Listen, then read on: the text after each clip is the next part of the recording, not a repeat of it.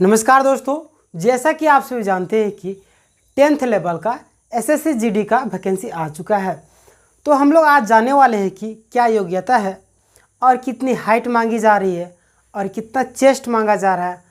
इस वैकेंसी के लिए क्या क्या चीज़ें ज़रूरी है, सिलेबस उसको भी हम लोग डिस्कस करेंगे। ठीक है, तो चलिए स्टार्ट करते हैं। अगर कुल पद की बात करें तो 39,481, ठीक है, 39,481 पद है।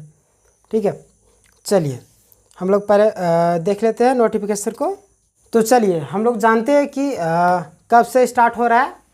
ऑनलाइन आवेदन जमा करने की तिथि यानी कि 5/9/2024, 5 तारीख 9वां महीना 2024 यानी 5 तारीख से आपका जो एसएससी जीडी का फॉर्म फिलअप स्टार्ट हो चुका है। ठीक है, और ऑनलाइन आवेदन प्राप्त करने की अंतिम तिथि यानी कि लास्ट डेट कब है, 14 तारीख 10वां महीना में है। ठीक है, और 5 तारीख 9वां महीना में स्टार्ट हुआ है, अभी जो 5 तारीख बीता, और 14 तारीख 10वां महीना में आपका अंतिम तिथि है फॉर्म फिलअप करने का। ठीक है, और ऑनलाइन फीस के लिए अंतिम तिथि और समय यानी पेमेंट का जो समय दिया गया है 15/10/2024। ठीक है, एक दिन बढ़ा दिया गया है 23 घंटे तक। ठीक है, चलिए अगला है आपका फॉर्म में करेक्शन करने का समय, यानी कुछ मिस्टेक होता है तो उसमें करेक्शन का समय देखिए 5/11/24 से 7/11/24 तक आपको दिया गया है। ठीक है, तो आप देख लीजिएगा, ये भी आपका 23 घंटे का समय दिया गया इसमें भी। तो आप फॉर्म फिलअप करते समय आराम से देख लीजिएगा क्या क्या मिस्टेक हो रहा है। ठीक है, और आपका जो एग्ज़ाम होगा सीबीटी मोड में होगा जनवरी-फरवरी में। ठीक है, 2025 में। चलिए आगे बढ़ते हैं। अगला है आपका 5/9/2024 से पहले और 14/10/2024 के बाद किया गया पंजीकरण स्वीकार नहीं किया गया। यानी बता रहे 5 तारीख से आपका फॉर्म फिलअप स्टार्ट हुआ, उससे पहले अगर आप भरते हैं तो आपका फॉर्म को एक्सेप्ट नहीं किया जाएगा। अगर आप 14 तारीख यानी लास्ट डेट के बाद अगर फॉर्म फिलअप करने की कोशिश करते हैं तो आपका फॉर्म को रिजेक्ट किया जाएगा। ठीक है, अगला देखिए, किसी भी कॉलम में गलत जानकारी के कारण आवेदक पूरी तरह से खारिज हो सकता है। अगर किसी भी कॉलम में आप गलत जानकारी भरते हैं तो आपका जो फॉर्म है पूरी तरीके से रद्द कर दिया जाएगा। ठीक है, आयु गणना के लिए महत्वपूर्ण तिथि 1/1/2025 निर्धारित की गई है। यानी कि आयु गणना के लिए आपका जो तिथि निर्धारित की गई है ना, 1/1/2025 निर्धारित की गई। ठीक है, अगला है आपका 1/1/2025 को कैंडिडेट की आयु 18 से 23 साल होनी चाहिए। नोट, कैंडिडेट का जन्म 2 तारीख 1वां महीना 2002 से पहले तथा 1 तारीख 1वां महीना 2007 के बाद नहीं होना चाहिए, तब आपका 18 से 23 साल के बीच में आ जाएगा। ठीक है, चलिए आगे बढ़ते हैं। अगला है आपका देख लेंगे हम लोग, आयु सीमा में कुछ छूट दिया गया। जनरल की बात करें तो 18 से 23 साल है, लेकिन ओबीसी में है आपका 18 से 26 साल, यानी कि 3 साल की आयु में आपको छूट दिया गया। फिर अगला आपका एसटी एससी में 18 से 28 साल, आपको 5 साल की छूट दिया गया। ठीक है, यानी 23 साल तक ही है। 23 में आपका 5 जुड़ा ना तो 28 हुआ। इसी तरीके से 18 से 23 था ओबीसी में, इसमें 3 साल जुड़ा तो 26 हो गया। ठीक है, चलिए आगे बढ़ते हैं। आपका जो एजुकेशन का क्वालिफिकेशन आपको 10th पास मांगा गया है। चलिए अगला है आपका संभावित रिक्तियाँ। ठीक है, 39,481 है, जो कि बढ़ भी सकती है। पुरुषों की कुल बात करें तो 35,612 और महिलाएं 3,869। ठीक है, चलिए आगे देखते हैं। अब यहाँ पे हम लोग को दिया गया है कि आपका जो वैकेंसी है यानी कौन कौन से कैटेगरी में कितना है, महिलाएं के लिए कितनी है और पुरुषों के लिए कितनी है, और पे लेवल देखिए यहाँ पे पे लेवल कितना है। पे स्केल की बात करें तो 18,000 से 56,000। ठीक है, फिर अगला आपका एनसीबी में पे लेवल जो है आपका 21,700 से 69,100 फॉर अदर पोस्ट के लिए। ठीक है, और वैकेंसी जो है आप देख लीजिए, देखिए यहाँ पे आपका कैटेगरी वाइज दिया गया, एससी का, एसटी का, ओबीसी का, ईडब्ल्यूएस और यूआर। ठीक है, इधर मेल का दिया गया, इधर फीमेल का। आप इसको ध्यान से देख लीजिए किसमें कितना पोस्ट है, क्योंकि भरने में आपको आसानी होगा अगर इसको ध्यान से देखिएगा। अगर मेल में बात करें बीएसएफ का, तो देखिए इसमें आपको दिया गया 13,306 और फीमेल में 2,348, यानी कुल मिला के 15,654 पोस्ट है। ठीक है, किसमें? बीएसएफ में सबसे ज़्यादा इसी में। ठीक है, उसके बाद सीआईएसएफ में है आपका 6,430 मेल के लिए, फीमेल के लिए 715, कुल कितना है? 7,145। फिर आपका सीआरपीएफ में आपका 11,299 मेल में, फिर आपका फीमेल की बात करें तो 242, यानी कुल मिला के 11,541 है दोनों मिला के। फिर आपका एसएसबी में मेल के लिए 819 दिया गया, फीमेल में 0, तो कुल मिला के 819 पोस्ट ही है। इसके बाद आपका जो आईटीबीपी में आपका जो दिया गया है मेल के लिए 2,564 और फीमेल के लिए 3,017, फीमेल के लिए आपका 453, यानी कि कुल मिला के 3,017 पोस्ट है। उसके बाद AR यानी असम राइफल में आपका जो दिया गया 1148 पुरुषों के लिए और महिलाओं के लिए 100, यानी कि 1248 पोस्ट है।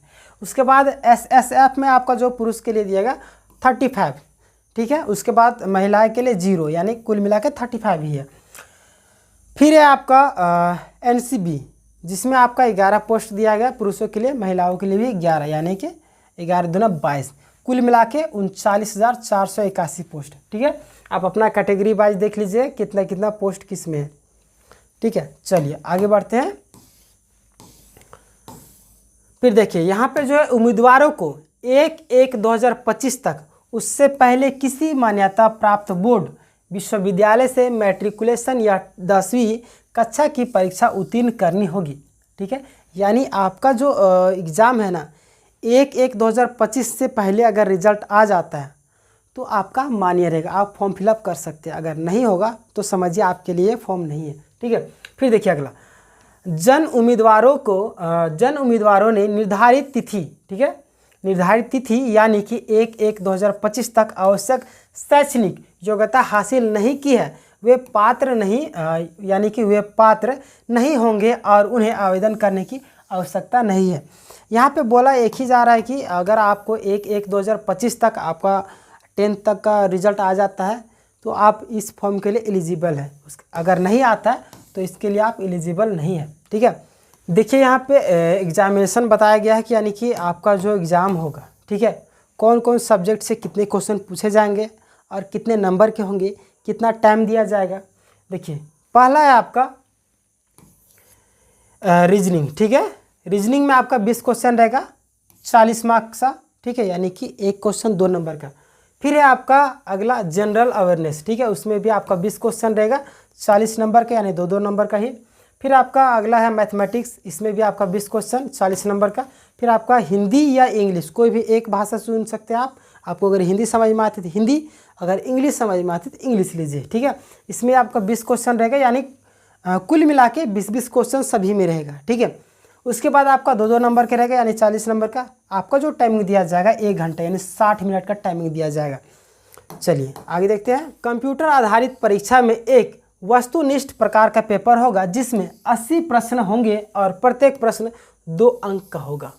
ठीक है, कुल मिला के 80 प्रश्न होंगे। ठीक है, 4 पेपर थे ना, 20 चौके 80, यानी कुल मिला के आपको 80 प्रश्न रहेंगे और 2-2 नंबर के होंगे। ठीक है, प्रश्न पत्र केवल वस्तुनिष्ठ प्रकार के बहुविकल्पीय होगा।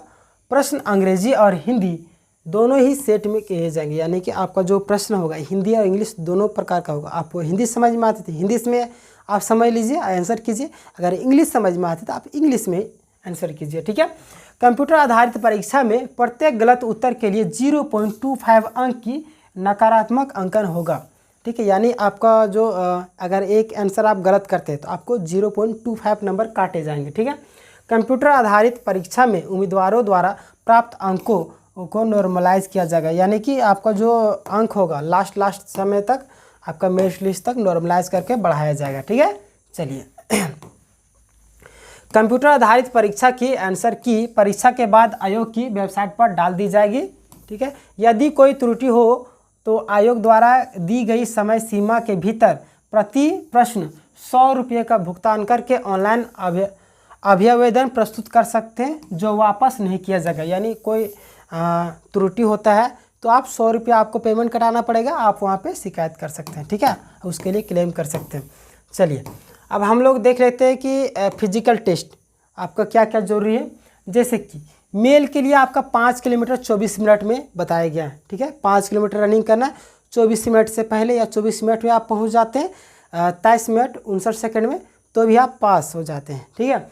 लेकिन अगर आप 24 मिनट के बाद पहुंचते हैं तो आप फेल हो जाएंगे, ठीक है। और फीमेल के लिए आपका 1600 मीटर है जिसमें आपको 8.5 मिनट दिया गया है, ठीक है। फिर अगला जो है आपका मेल के लिए, ये ऑल कैंडिडेट के लिए दिया गया, ठीक है, लद्दाख रिलीजन को छोड़ के। उसके बाद लद्दाख रिलीजन के लिए आपका दिया गया है 1600 मीटर 7 मिनट में लड़के के लिए, और 800 मीटर लड़कियों के लिए 5 मिनट में, ठीक है। चलिए आगे बढ़ते हैं। अगला है आपका हाइट। बहुत सारे लोग हाइट में छट जाते हैं। देखिए हाइट इसमें आपका जनरल के लिए 170 अगर आपका है तो आप भर सकते हैं। कुछ कैटेगरी में आपको छूट दी गई, ठीक है। महिलाओं के लिए 157 सेंटीमीटर, कुछ श्रेणियों के उम्मीदवारों के लिए हाइट में छूट मिली है। अब कौन कौन है उसको हम लोग देख लेंगे, ठीक है। देखिए जैसे कि यहाँ पे आपको दिख रहा होगा, नॉर्मल के लिए 170 है, फीमेल के लिए 157। लेकिन अगर रिलीजन वाइज अगर कैटेगरी बात करें तो all candidate belong to ST यानी कि शेड्यूल ट्राइब, तो उसको 162.5 सेंटीमीटर मेल के लिए मांगा गया, और फीमेल के लिए 150। उसके बाद आपका all schedule tribe candidate of north eastern state यानी कि नॉर्थ ईस्ट स्टेट वाले जो है उनके लिए 157 सेंटीमीटर पुरुष के लिए और 147.5 महिला के लिए, ठीक है। अगला आपका all schedule tribe candidates of left wing, ठीक है, स्टेम आफ्टर डिस्ट्रीब्यूट, इनके लिए कितना के 160। उसके बाद महिलाओं के लिए 147, ठीक है। देखिए ये आप देख लीजिए, ये इसमें भी आप ये जो है डोंगरी मैथिली वगैरह जो है 165 इसमें दिया गया, और महिलाओं के लिए 155। फिर आप इधर देखिए नॉर्थ ईस्टर्न, इसमें भी 162.5 पुरुष के लिए और 152 महिलाओं के लिए, ठीक है। चलिए उसके बाद आपका जो आता है चेस्ट। बहुत सारे लोगों को चेस्ट में कन्फ्यूज़न रहता है। देखिए यहाँ पे जो आपका है ना 80 सेंटीमीटर नॉर्मल सभी के लिए, ठीक है, 80। उसमें आपको जो है ना 5 सेंटीमीटर फुलाना यानी 85 करना है। अगर इसमें शक लेते हैं 80 अगर आप है और 5 सेंटीमीटर फुला सकते हैं तो आप पास हो जाएंगे चेस्ट में, ठीक है। और कुछ श्रेणियों के लिए छूट दिया गया। अब कौन कौन सी श्रेणी है उसको भी देख लेते हैं हम लोग, ठीक है। जैसे कि यहाँ पे देखा all candidate belonging to ST यानी शेड्यूल ट्राइब, उसके लिए 76 दिया गया है। चेस्ट में 5 सेंटीमीटर आपको फुलाना है। फिर आपको यहाँ पे दिया गया अगला candidate filling in the categories of Garhwal, Kumaon, Dongris, Maithilis, ये सब जो है ना 78, उसके लिए चेस्ट मांगा गया 5 फुलाने के बाद। यानी कि आपको 5 फुलाने ही, आपको चेस्ट जितना भी मांगा जाए, यानी फुलाने से आपको स्वास्थ्य का चेक किया जाता है, ठीक है। फिर आप इधर भी देख लीजिएगा candidate healing from north eastern, इस सब के लिए 77 मांगा गया, 5 आपको फुला के मांगा गया, ठीक है। चलिए अगला है आपका, अगर आप एनसीसी कर चुके हैं या आपके पास सर्टिफिकेट है, अगर एनसीसी सर्टिफिकेट है तो 5% मार्क्स आपको मिलेगा। उसके बाद एनसीसी बी सर्टिफिकेट है तो आपको 3% मार्क्स मिलेगा। एनसीसी सी परसेंट है तो आपको एक्स्ट्रा 2% मार्क्स मिलेगा, ठीक है। चलिए आगे बढ़ते हैं। फिर आप सिग्नेचर यहाँ पे इस तरीके से करना है। बहुत सारे लोग क्या करते हैं, इस तरीके से सिग्नेचर करते हैं। यहाँ पे छोटा सा सिग्नेचर, पूरा पेज ही अपलोड कर दिए। देखिए पूरा पेज अपलोड है ना, छोटा सा सिग्नेचर है। इस तरीके से नहीं करना, आपको सिग्नेचर जहाँ पे है वहाँ पूरा इस तरीके से इतना ही अपलोड करना है, इस तरीके से, ठीक है। ये बात को आप ध्यान रखिएगा। फिर अगला है आपका फ़ोटो भी आपको यहाँ पे ध्यान दीजिए। फ़ोटो बहुत सारे लोग क्या चश्मा पहन के, ये आपका गलत है। फिर बहुत सारे लोग ऐसे सेल्फी लेते हैं, ये भी आपका गलत है। ये सो के यहाँ पे दिखा रहा है, ये भी गलत है। ये तिरछा करके ये भी गलत है। अंधेरे में भी ये भी गलत। यानी कि आपका जो ये दोनों कान है, दोनों कान स्पष्ट रूप से इस तरीके से दिखना चाहिए, ठीक है। फ़ोटो एकदम नॉर्मल, और ये जो है लाइट होना चाहिए, लाइट वाइट नॉर्मल, अच्छे तरीके से आपको फ़ोटो खिंचवाना है, ठीक है। तो ये था आपका वैकेंसी। अब हम लोग थोड़ा सा सिलेबस के बारे में जान लेंगे कि क्या क्या सिलेबस है, आपको क्या पढ़ना होगा।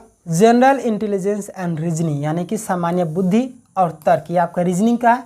एनालॉजी जिसे सादृश्य बोलते हैं। उसके बाद आपका सिमिलरिटीज एंड डिफरेंशियस यानी कि समानताएं और अंतर। फिर आपका स्पेशल विजुअलाइजेशन यानी कि स्थानिक दृश्य। फिर अगला आपका स्पेशल ओरिएंटेशन यानी कि स्थानिक अभिविन्यास। फिर आपका विजुअल मेमोरी यानी कि दृश्य स्मृति। फिर डिस्टर्मिनेशन यानी भेदभाव, ऑब्जर्वेशन अवलोकन, ये सब आपका चैप्टर है, ठीक है। आप एक बार स्क्रीनशॉट ले सकते हैं या तो आप लिख भी सकते हैं। फिर अगला आपका रिलेशनशिप कॉन्सेप्ट यानी कि संबंध अवधारणाएं, ठीक है। उसके बाद arithmetical reasoning and figure classification यानी कि अंक गणितीय तर्क और आकृति वर्गीकरण। फिर आपका अर्थमेटिक नंबर सीरीज अंक गणितीय संख्या श्रृंखला, ठीक है। उसके बाद नॉन वर्बल सीरीज आ जाता है, गैर मौखिक श्रृंखला जिसे बोलते हैं। फिर आपको कोडिंग एंड डिकोडिंग, ये बहुत अच्छा चैप्टर है, कोडिंग और डिकोडिंग, ठीक है, आदि। फिर अगला है आपका सामान्य ज्ञान जागरूकता, ठीक है, जनरल नॉलेज, जनरल अवेयरनेस में क्या क्या पढ़ना होगा, जैसे कि आपका हिस्ट्री इतिहास, ज्योग्राफी भूगोल, इकोनॉमिक्स यानी कि आर्थिक परिदृश्य। फिर आपका जनरल पॉलिटी सामान्य राजनीति। फिर इंडियन कॉन्स्टिट्यूशन यानी कि भारतीय संविधान। अगला है आपका Indian and it's neighbouring countries यानी कि भारत और उसके पड़ोसी देश, ठीक है। उसके बाद कल्चर यानी कि संस्कृति, स्पोर्ट्स, खेल, ये सब आपको पढ़ना होगा, ठीक है। फिर अगला है आपका साइंटिफिक रिसर्च यानी वैज्ञानिक अनुसंधान आदि, ठीक है। अगला है आपका एलिमेंट्री मैथमेटिक्स प्राथमिक गणित, ठीक है, जिसमें आपका पहला चैप्टर आपका नंबर सिस्टम संख्या पद्धति, बहुत इंपॉर्टेंट चैप्टर है। अगला आपका फंडामेंटल अर्थमेटिक ऑपरेशन यानी कि मौलिक अंकगणितीय संचालन।